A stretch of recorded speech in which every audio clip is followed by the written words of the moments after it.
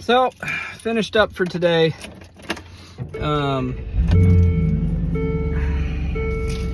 Got a few down. It's kind of a funky job. It's one of those where you have to put a few down, pull a few out, rinse and repeat until the job's done. It's going to be slow, it's going to be long, but with it being slow like that, it gives me an opportunity to kind of take care of some video stuff and whatnot. So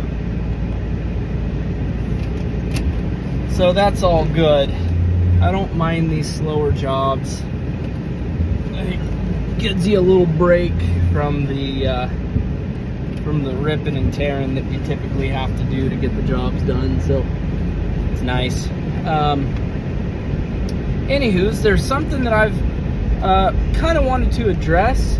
I haven't thought about what I wanted to say, so we're going to kind of stumble through this here a little bit. I made a comment on a video. I'm sure we've seen these videos. They're always saying like it's the wrong tree and it's like super tall, and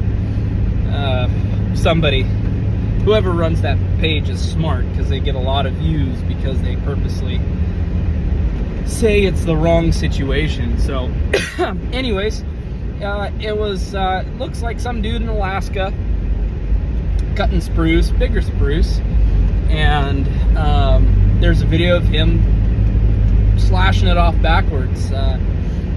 Tried to wedge it over, and I'll give him that, he tried, but he ended up cutting it off backwards. My comment was to the effect of, you can tell who the arborists are by the way they comment, which is kind of funny. You know, there's people in there commenting, you know, you can tell who the log cutters are and you can tell who the arborists are, because the arborists are always, oh, you should have done this or that, and what the hell are you doing, that's a good way to drop it on your head, and blah blah blah blah blah blah blah. And log cutters in there are like, yeah, it happens, I've sniped many off backwards, and which I have. You're out in the woods and you try your damnedest to get them out in the right direction, but sometimes they lean too hard. And that's what a lot of people don't understand, or a lot of people haven't experienced, is that sometimes these trees lean too hard to wedge over. And that's when you have to think about taking out the jack, bringing the jacks out, taking the time to jack them over, because the money is made by putting it in the right spot, right?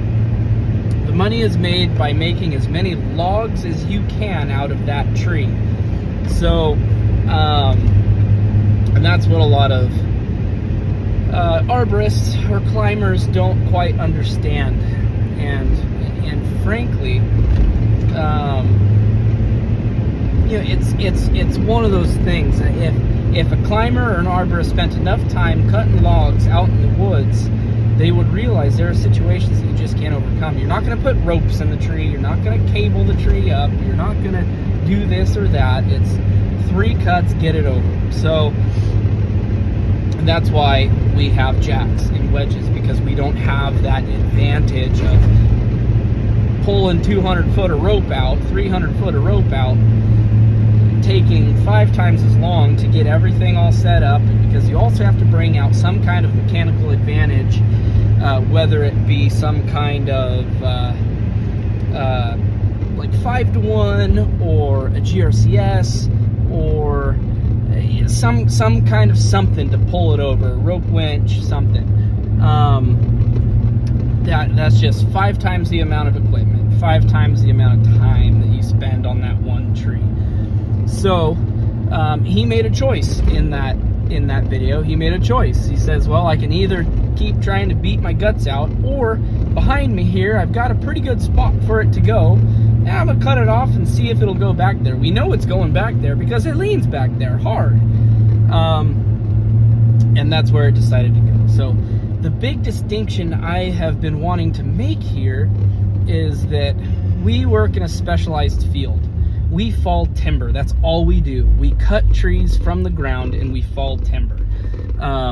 We cut more trees in a day then a lot of climbers, arborists will cut that year or that month, you know. So maybe not so much on the bigger spruce and everything, but even then, you could even say that if you're out in a big timber patch, you're felling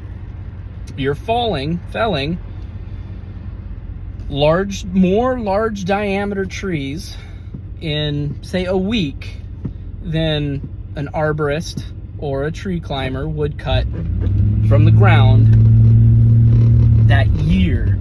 So the experience and the knowledge base you get just by one day of cutting compared to a climber through the year of cutting the same amount of trees, the experience you get is far greater. You progress faster in your tree felling skill set based on pure repetition alone. So, and that the same could be said about tree climbers. I mean, I used to climb. I used to climb quite a bit. But I am not specialized in that field. I don't do that anymore. So same thing, a climber does stuff that I wouldn't feel comfortable doing, but he knows what he's doing because of pure repetition and how much he actually climbs. Another specialized field. That's why you're a tree climber, because you're specialized in climbing, and that's what you do, and that's what you're good at, and that's what you get paid for. Same as timber falling. Falling timber, that's what we do out of pure repetition. We are better than most people in any other arboriculture field, silviculture field. We are just better at falling timber because that's what we do day in and day out, all day long. That's what we get paid for. And there's, just like anything else, just like tree climbing, to somebody who doesn't know tree climbing, there's far more nuance to it than just throwing on some spurs, getting up there and starting to hack at it. No. There's far more nuance. You're thinking about rope angles, you're thinking about redirects, you're thinking about where the weight is compared to the stem, you're thinking about, well, if I have to rig this piece, I have to probably want it redirected off of something over here, that way it brings the canopy together when I'm rigging it instead of trying to peel that limb away. It's just nuanced and it's specialized, just as falling timber is nuanced and specialized in the way of it's more than just putting 3 cuts and slapping it down wherever it leans. No, same thing. We're thinking about, you know, where does the tree lean? Where is it going to land? What happens when that tree lands? Is it going to jump? Is it going to flop? Am I going to break it out there? Where's the last stumps I made? You know, did I trim those stumps? That way it bounces off the stumps instead of just breaking over top of them. You know, we are thinking about how many logs we can make instead of just 3 cuts and flop her down, slash and dash. So I just wanted to bring that. We are in the same industry, right? We're in the same industry. We all work with trees, or most of us, we work with trees.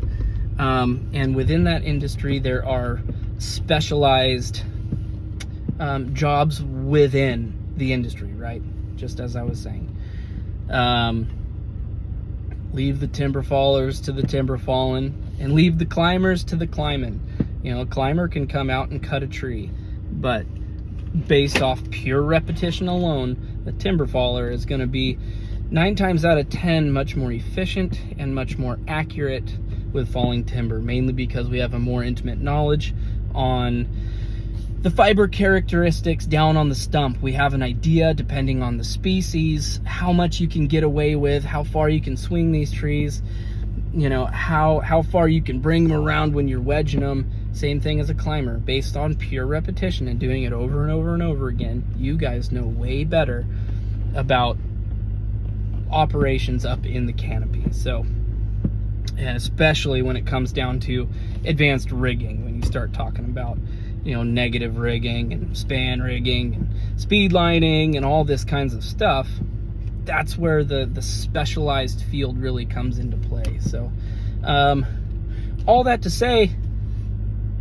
we have specialized fields, and we need to be able to learn from each other So climbers can learn from timber fallers just as timber fallers can learn from climbers. There's different species characteristics, or maybe a climber is more used to working with a certain type of tree, whereas typically in the Pacific Northwest we're used to dealing with conifers and falling them from the ground. So there's always little things that we can pick up from each other. There's no sense in beating each other down and calling each other stupid. Now, if you're doing stupid stuff, then yes, we're gonna call you stupid, and I expect the same thing. I expect the same thing from a climber. If he sees something truly stupid, you call it out. But it's funny. I like to see productive debate, I guess, civil debate. I'm all for that, but just right off the bat, oh, you're falling on your head, you're cut your leg off, you do all this kinds of stuff. It's just unnecessary, and I get it. There's trolls out there and whatnot. So anyways, I thought it was an interesting concept, or an interesting topic to talk about. Feel free to discuss some of this with me in the comments. Send me messages. Boy, that comment I got a lot of attention. And I had a lot of messages, a lot of people asking me what I meant about you can tell who the climbers or the arborists were, and you can tell who the timber fallers are, just based off the way you comment. So anyways, yep, shoot me a message, send me a text. No, don't send me a text, shoot me a message, comment, and we'll talk about it.